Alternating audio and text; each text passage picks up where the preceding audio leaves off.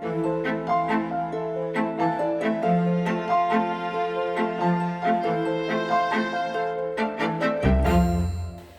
name is Holly Backus. I am a land use specialist for the town of Nantucket, and I'm also the local hazard mitigation plan coordinator for the town. Would be Chuck Larson, who is our manager of our strategic projects, as well as Jeff Carlson, who's the director of natural resources for the town.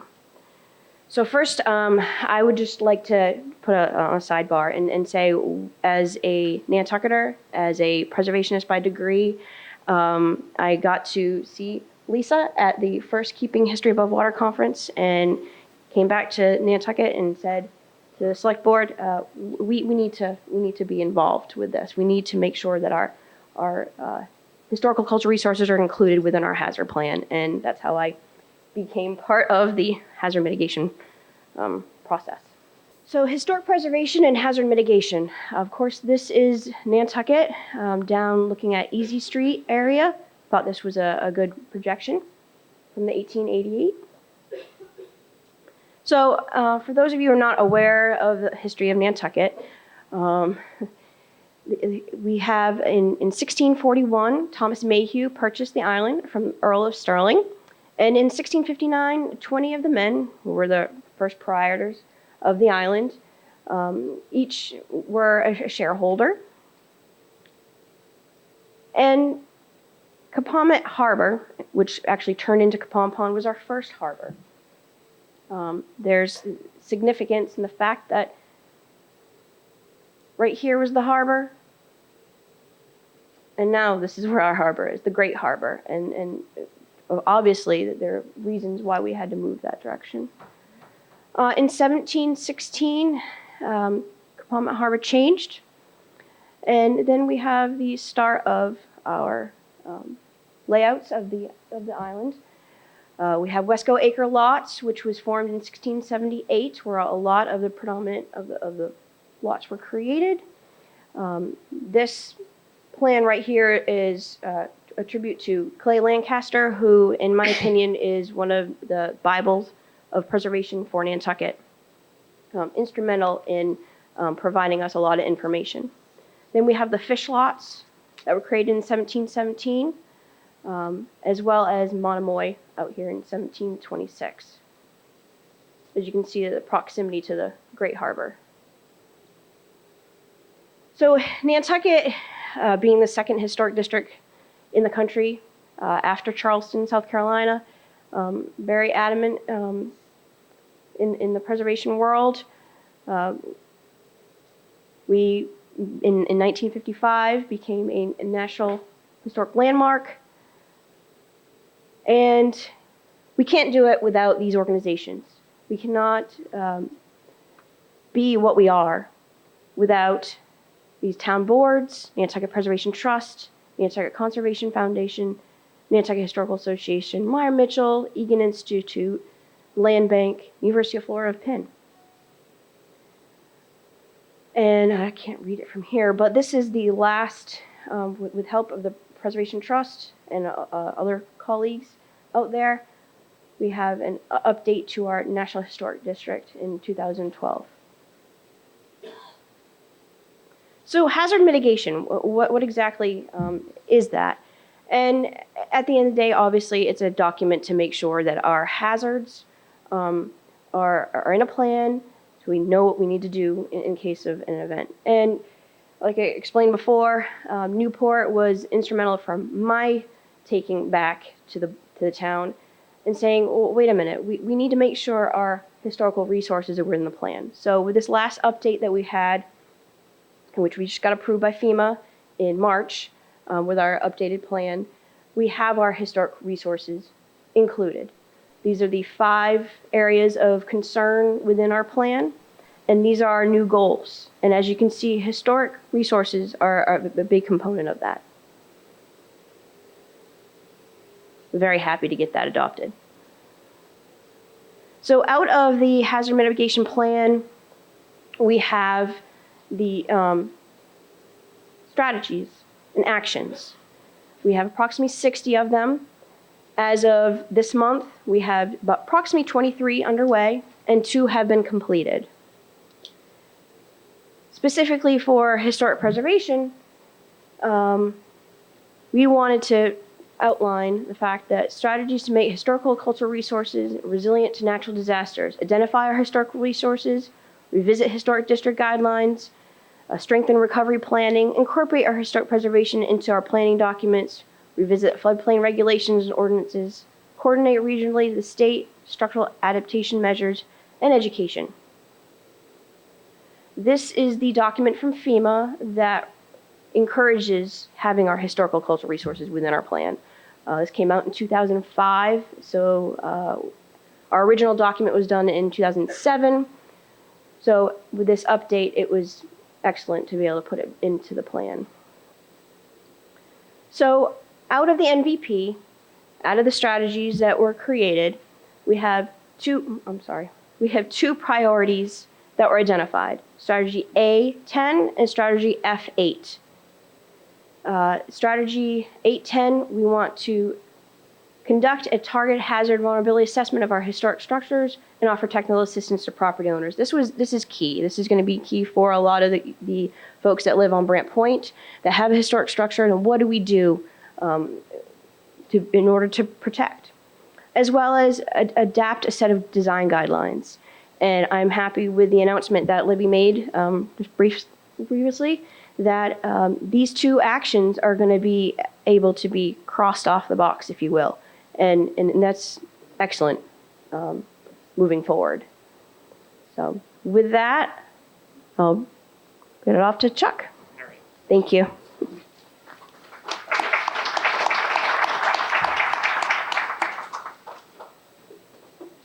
Thank you, Holly. So in parallel with the work that Holly was doing with hazard mitigation, there were other activities that were started, and I was managing the coastal resiliency plan and municipal vulnerability preparedness, which I'm going to go into a little bit more detail. But then also a big part of my work was working with Marty and doing the laser scan project through that CZM grant. So the town really, initiated a lot of work with hazard mitigation, and that the timing worked such that, all these other opportunities kind of came along at the same time. And we've worked closely together to be able to make sure the plans are in sync. But from people that are familiar with the Massachusetts communities, the Municipal Vulnerability Preparedness is the state's program to foster climate change adaptation and resilience planning for the communities, all communities, not just coastal communities. And that was launched by the state in 2017. And the intent is to support cities and towns to identify and build awareness of local strengths and vulnerabilities to climate change, and to prioritize actions to create a safer and more resilient community. And the town applied for a grant, an MVP planning grant, last April, and we were successful, and the work on this actually started in July. And so from July to April of 2019, the project was in effect, and ultimately, we completed the project, submitted a MVP planning report, and became the MVP certified community that Libby announced. And so part of that process was a prescriptive approach that was built on the recommendations of the Nature Conservancy. So we had a workshop process that was facilitated by a consultant, and essentially, 8 hours, which was, it was a pretty long day, but we were able to get a very wide cross-section of community stakeholders to come in and go through that workshop process that ultimately completed a community risk matrix. And from that, we identified the highest priority actions, and I'll have a slide on that in a minute. So statewide, 155 communities are MVP certified. And that number is probably larger now because the program is open to other cities and towns in Massachusetts. So what did we learn? I think the biggest takeaway is that we were able to build a common awareness of what our unique needs are in the Nantucket community. And certainly I think resilience and understanding the concept of resilience is really being able to bounce back after an adverse effect. Being able to be successful again, and ultimately try to learn and adapt from that going forward. And so resilience planning, you kind of think hazard mitigation, you might be thinking hard infrastructure and drainage. But what was really interesting about resilience is it crosses a domain of several areas of focus, and infrastructure is certainly an important one, but you're also looking at environmental resources and the vulnerabilities and impacts. You're looking at economic resources. Nantucket, our economic engine is tourism and the Nantucket experience. So very significant as part of this conversation. Social and cultural resources, the people aspect. That's very significant. And I think that's one of the takeaways that, at least for me, and maybe just being an engineer, very numerical oriented, it's more of a people process than anything else. And then, of course, last but not least, historic resources. And without Nantucket's history and the Nantucket experience, we'd probably just be another pile of sand in the Atlantic. So resilience, planning, the takeaway, I think, for me, and hopefully, this is something you all, would understand as well. It's really about the social assets, behaviors, and working together. And actually, yesterday, we did have the Nantucket Coastal Conference, and we did have a speaker, Roberto Chaparro, and he was the director of the Puerto Rico Sea Grant Program. And he talked about his experience with Hurricane Maria and that recovery effort. And I think one of the ways that he said that quite nicely is know your neighbor. That was the thing that helped them recover efficiently, quickly, and to the benefit of everyone in the community. So, and it nicely emphasized that point that we kind of learned as well. And so we did hear Christy talk about sustainability, and resilience and sustainability really fit together quite nicely, because without resilience, you can only have a fragile sustainability. And so resilience focuses on the response of the systems to adverse effects. And resiliency is really about preserving what we have for future generations. That's probably a simple definition of that. And so I think another takeaway is that these two efforts have to work closely together. So as part of the workshop process, we developed this extensive extensive, I was going to say pile of documents, but certainly flip charts and notes, and then ultimately put it into a large kind of a spreadsheet risk matrix. And then we went through a group exercise to really consolidate that and identify what our top 10 activities or actions should be, kind of at that point in time coming out of the workshop. And so what's listed here are the top 5. And I think what's also significant here is that these top 5 ultimately captured 80% of the votes through that workshop and voting process. And I'll go through these rather quickly, but you're going to hear a little bit more detail maybe from Jeff on some of these. First is the resilience coordination, have a resilience coordinator position, full-time, dedicated position, quarterback that will really take charge in this activity and help drive it forward. So almost on some level we can check the box on that, but Jeff will talk about that. Isolation from the mainland was number 2 on the list, and really planning for what if something happens to the ferry in the ferry terminal. Do we have an alternate location? We have one airport. What would happen if something impacted that? How would we be able to recover, and what would things look like after that? So this is probably a heavy lift for us, because it's an area that's going to have input from outside agencies, but yet it's on the top of the list, and it's going to be something that we're going to be trying to work on very soon. Title wetland restoration, enacting wetland and restoration and preservation strategy. We're already having some of those conversations, but I think it certainly fits well on the list is number 3. One of the areas that comes to mind is Consu Springs, and maybe using that and developing that into maybe kind of a wetland buffer, something that can absorb some of the tidal surge in the harbor, kind of thinking through a nature-based solution. So we'll be, certainly having more conversation on that. Number 4 on the list, and we've already mentioned it several times, is really developing historic preservation guidelines. And I think having this on the list and having that conversation at the workshop helped us put together what the next step would be. And so that's what that third bullet is. And then last is the infrastructure resiliency plan. And again, focusing on maybe our hard critical infrastructures, roadway, our buried infrastructure, the sewers, the storm water collectors and infrastructure, and certainly our water supply. And really looking at a comprehensive 20-year capital plan, similar to what some agencies might have in a roadway infrastructure or a pavement management plan. So this consolidates an awful lot of work that was done at the workshop, 8 hours of kind of a facilitated process. And we do have the workshop report, and this is available online. And the web address that we had on the title slide here, you can find a link to this. I do have a copy if you'd like to see it during a break. But very informative, and it's a very complete document. And as part of being MVP certified, is that we need to annually make a progress report and update it as appropriate. So next steps.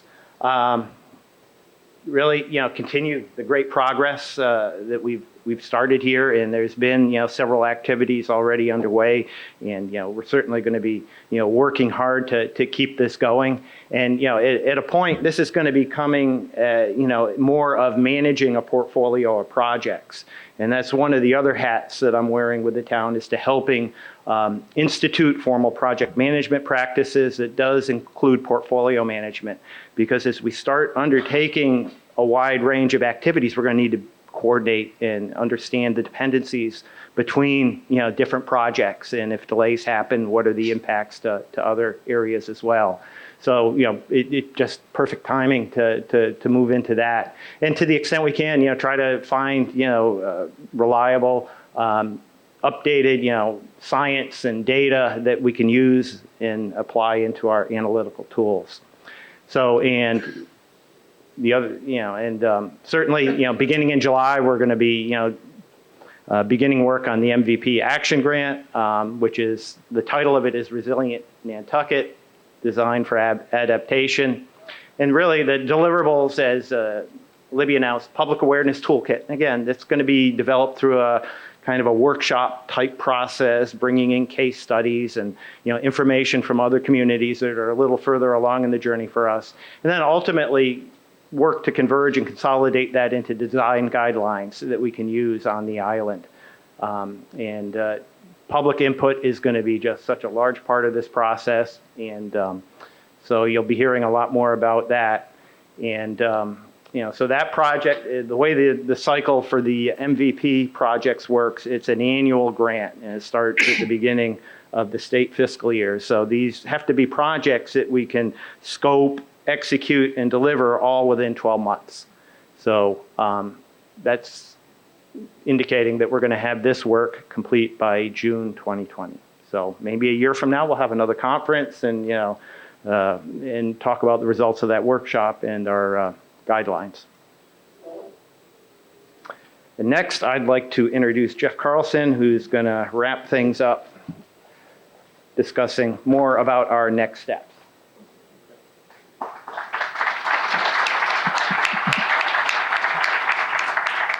All right, good morning, everybody. My name is Jeff Carlson. I'm the Director of Natural Resources for the town of Nantucket. So our department is kind of tasked with looking at a lot of the environmental metrics and collecting data on water quality and habitat evaluations and things. So I'm really excited to hear more about the historic preservation aspect of a lot of these things. It's not something that comes into my world tons and tons, but I really appreciate the comment earlier focused on a scale of time, because I know one of the things we deal with all the time as far as managing the environment is there are very few projects that you start and 6 months later you swipe your hands off and say, all set, we're good.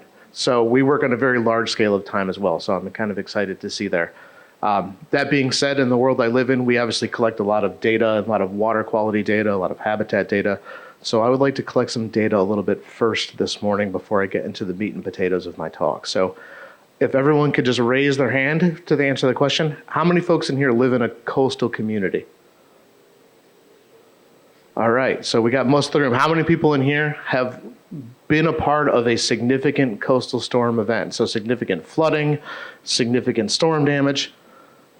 All right, so that's pretty much everyone in the room, which is great to see.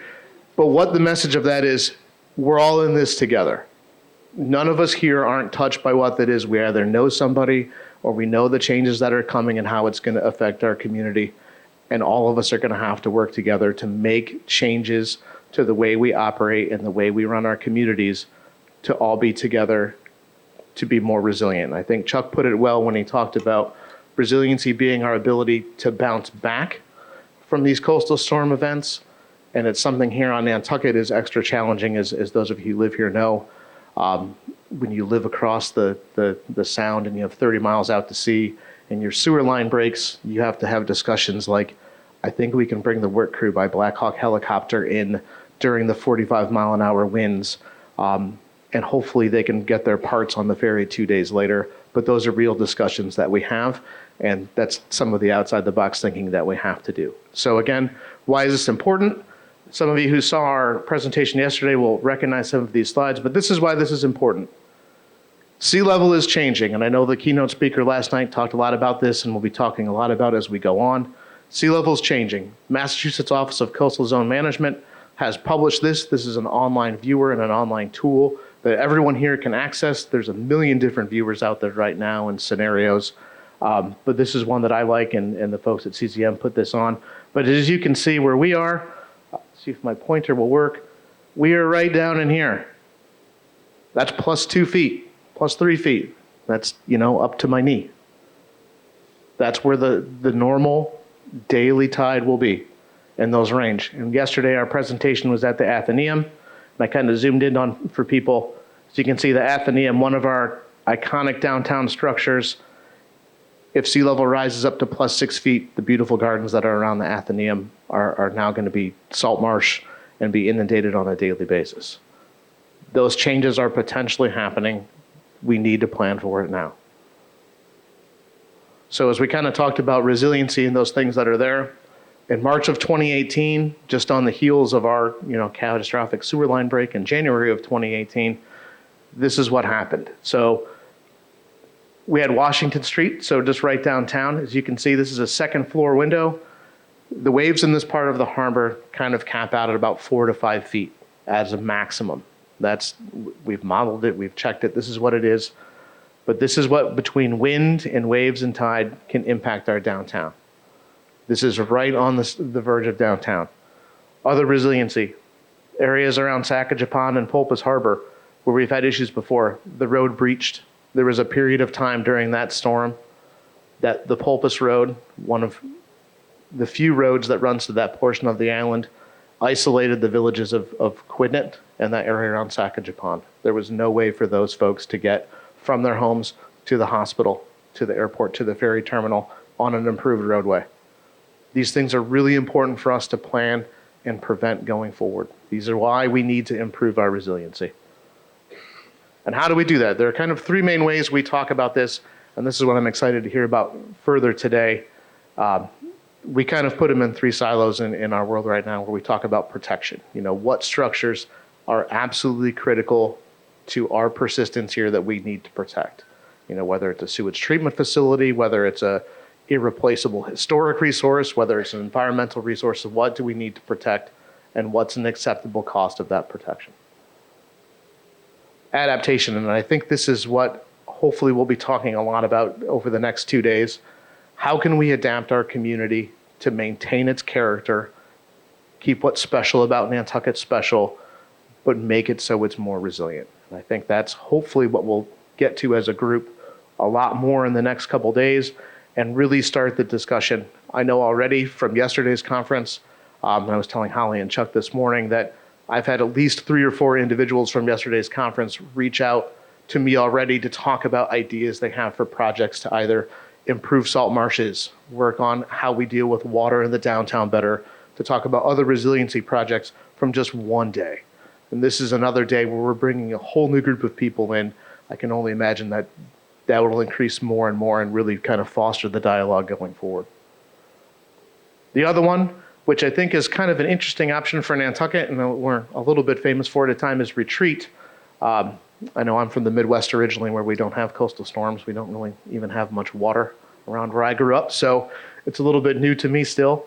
But we move a lot of houses. We're very good at it. I mean, we're moving a pretty substantial home. So it's something that we do and something that's part of our planning. Obviously, there are areas like the historic downtown.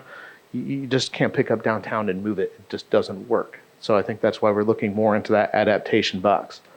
And the way the town is kind of focused and committed on doing that at this point was through a few possible steps. So as Chuck said before, we have to prioritize which actions we need to do. And I think it's not to anyone's surprise that our first MVP action grant that we applied for was, how can we do it to keep the character of historic Nantucket? And I think we all understood how important that was and the priority that it needed to have, because like we've already heard today, that's what brings people here. People want to come see the historic downtown. People want to come see where, whaling ships came in. People want to come see some of our historic environmental resources and come enjoy the environment. So to help us prioritize and provide a forum for people to bring their concerns to all the time, or as things come up, or as people are living, the town is in the process of hiring a coastal resiliency coordinator. I know we've put that job out to applications.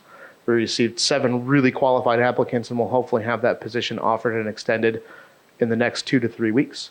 And more importantly than that, we've also formed, and the select board has appointed members to the Coastal Resiliency Advisory Committee. So this is a committee that's formed not only from just general citizens who are interested, but members of the Nantucket Conservation Foundation, members of the Conservation Commission, who are a regulatory board dealing with environmental impacts, the Harbor and Shellfish Advisory Board, and a few other folks in town, and kind of staffed through. Holly will be involved, I'll be involved, the Coastal Resiliency Coordinator will be involved, but it really is going to provide a forum to really vet what next steps we need to take and what actions we need to do, and as we form our coastal resiliency plan, what we need to do next, and to kind of keep everyone's feet to the fire to kind of moving it forward, but also provide a forum for people to come to their public meetings and say, hey, I think you guys are totally off base. We really would like you guys to look at this, or it'd be the first time ever this happened. Hey, you guys are doing a really great job. Keep up the good work. So with all of that, as we kind of prioritize and look at all these actions, because all these plans, the hazard mitigation plan, has 80 actions, and the coastal resiliency plan is going to have 70 actions, and the MVP is going to have 50 actions. And all these actions, what we really need to do is also involve the public, because ultimately it's, we're providing a service to the public to help us become more resilient. So building that kind of support and doing that outreach and making sure we're getting all of the stakeholder groups involved is going to be of critical importance to kind of keep the process moving forward. And with that always comes the dreaded question of who's going to pay. So a lot of options have come up recently for us. There are a lot of grant opportunities that are available. I know our MVP grant was just accepted, and we are happy to kind of move on from there. But we're also going to be looking to the citizens of Nantucket, talking about funding through the general fund, funding through, if it's a big enough project, it may come up to a budget override at some point and come to town meeting and really have those discussions about whether we think we're getting the bang for the buck that we need for the protection that we need in the most responsible and efficient manner that we can get it. Then there's permitting. It's near and dear to my heart as someone that kind of runs a regulatory board. To go through, and we were learning yesterday, and I think it was interesting that Steve McKenna from Coastal Zone Management said it yesterday, with a lot of these kinds of projects and the projects that people are looking to do, the regulations are behind the projects and the creativity that people are putting forward. So I think the permitting is going to be really interesting in this, because I think it's going to be really important for projects to push the envelope and really push the regulators to making regulations to foster resiliency and foster long-term protection and keeping what's important to communities relevant and important. So I think that's going to be interesting to see where that goes over time. And then you obviously got to build it, or you have to implement your procedure, or you have to put it in and have everyone adhere to that. So we're excited to kind of go through this process together and kind of have groups that aren't normally together moving forward. And with that, I'll kind of stop, and I think we'll open it up to questions. We'll all be up here.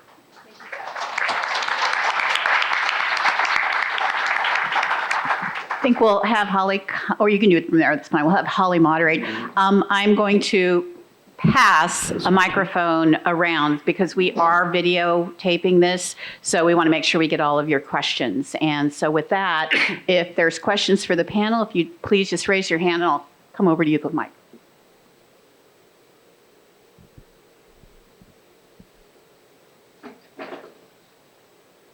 Anybody start with anything yet? Oh, sorry. Yes.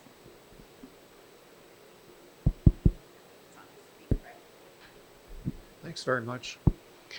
Town of Nantucket is doing a lot of great work on climate resiliency, and you're to be congratulated. In reviewing the materials, it looks like I see a lot of information about climate adaptation, and I wonder if there's also some climate mitigation things that the town's committed to, reducing greenhouse gas emissions, becoming part of the Green Communities program in Massachusetts, or other things to reduce greenhouse gas. Thanks.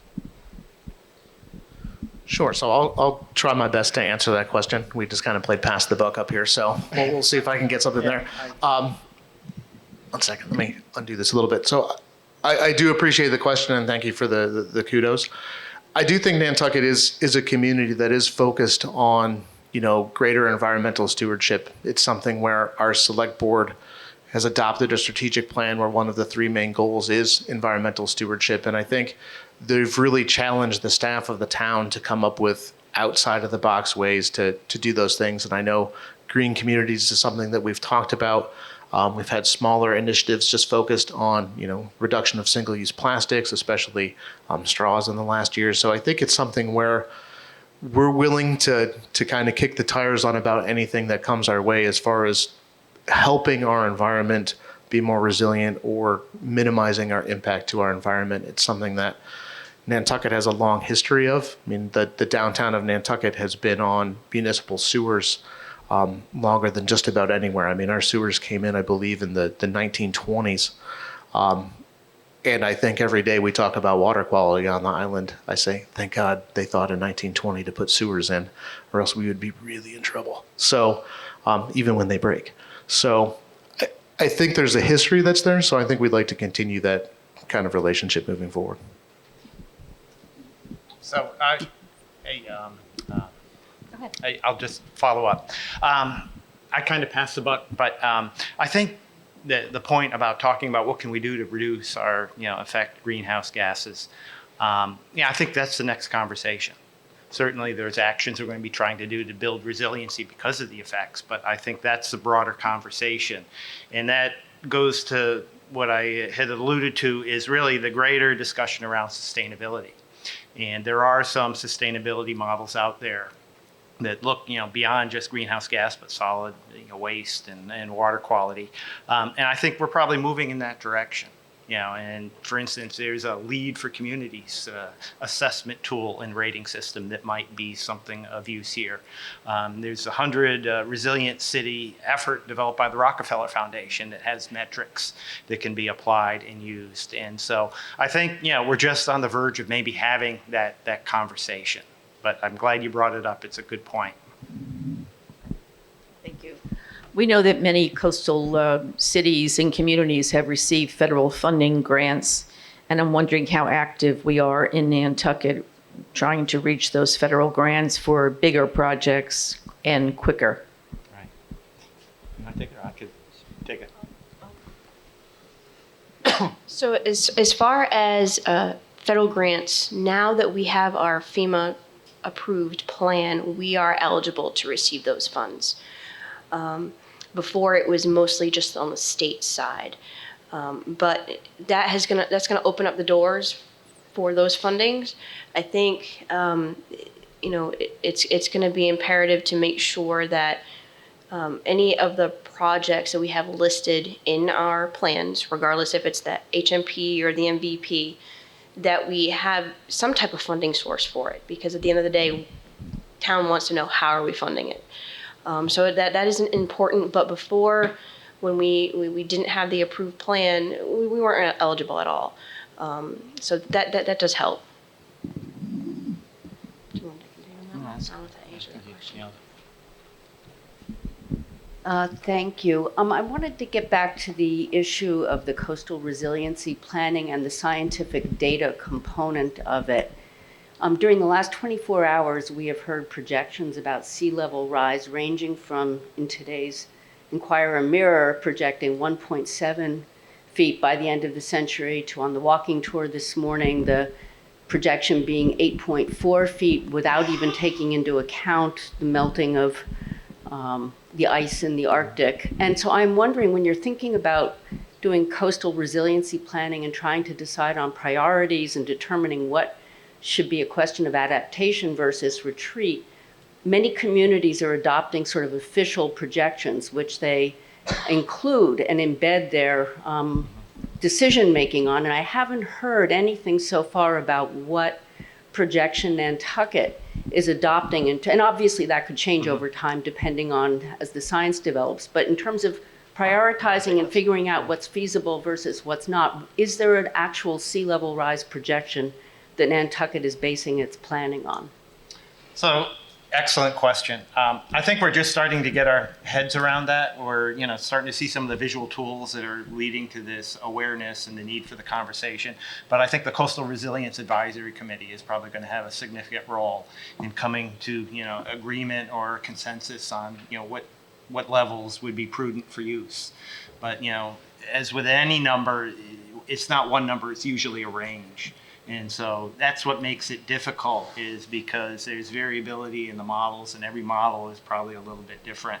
But I'm hoping the Coastal Resilience Advisory Committee can be the group to kind of help lead that, and maybe it'll lead to discussions with outside experts as well to come to a Nantucket specific model. And thank you. Any more? We can take one more question before lunch. Yes, ma'am. If January 4, 2020 brings you another catastrophic storm, what's the plan? It's $1 million question. Yeah. That is the $1 million question. So, preparedness, and again, learning from what the last storm was. How are you prepared? Well, that's a pretty open question. Very open. I think one, we went through this exercise, certainly with the recovery from the January 2018 lessons learned. And so we went through a process as part of the emergency operations to go through and debrief and capture what would we do different. And so some of those were things that actually were added to the hazard mitigation plan that we just updated. So maybe the timing on that disaster and then completing the hazard mitigation plan was good. But one area that was significant, and it's something I had personal experience with, is that in DPW, they didn't have enough handheld radios and chargers to be able to continue and keep communications. So that's actually one priority item that's completed Yes. and done, is that, when you're in an emergency, things change, practically, instantaneously. And without good communication and being able to coordinate and have, materials loaded and moved and make sure the person's in the loader and the loader, is ready, those were things that really were some of the challenges that, that may have delayed our response. But those are the types of things. It's really hard to single out anything. But certainly, I think we have a deeper awareness on the criticality and how fragile our infrastructure is, especially in Nantucket, and given our historic roots. And I think we're looking at improving or adding to our capital plans to address some of these needs maybe more proactively. So those are a couple, but yeah, I love the question, because, right, what are we going to do next time? So I think I'll add on to Chuck's, and I promise to let everyone eat. I think from the inside view, and I think those events in January and March were really big dialogue changers within the town on how we plan and how we talk about projects. I think how we viewed all of the sewer projects since then, there have always been discussions about what if that happened again? How are we more prepared? And I know whether it's installing the ability to isolate more sections of the sewer and being more prepared in that aspect, to when we do the design, is there a better location that we could put those in? Is there an alternative location? Is there a backup? Those are all parts of the discussion now that before those events happen, weren't always part of the discussion. And I think the way that we view those and the fact that when we talk about projects now, it's very much not a isolated to department discussion or isolated to single user group. It's much more collaborative and collective than it was before. And I think really the big steps and lessons learned from those are how important that collaboration is and how that extra preparedness is. And I think hopefully when we sit down in another 4 years or even 6 years, when we talk about projects that have been completed to that point, seeing that they include this resiliency component or the alternatives or the extra mile has been gone to make sure that if something catastrophic does happen, that it's as minimal as possible, something that will be included in any project that's moving forward. Thank you. And I want to thank our panelists again from the town of Nantucket.